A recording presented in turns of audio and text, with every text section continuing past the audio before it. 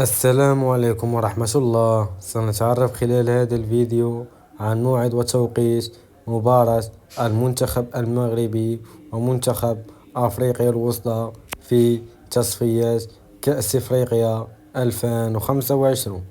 قبل بداية الفيديو لا تنسى الاشتراك في القناة وتفعيل زر الجرس ليصلك كل جديد، حيث سيخوض المنتخب المغربي مباراته في تصفيات كأس إفريقيا 2025 ضد إفريقيا الوسطى يوم السبت 12 أكتوبر 2024. وأما بالنسبة لتوقيت هذه المباراة فستقام على الساعة 8 مساء بتوقيت المغرب والجزائر وتونس، وعلى الساعة 10 مساء بتوقيت مصر والسعودية. أما بالنسبة للقناة الناقلة لهذه المباراة هي قناة بين سبور القطرية. دمت في رعاية الله ومع السلامة.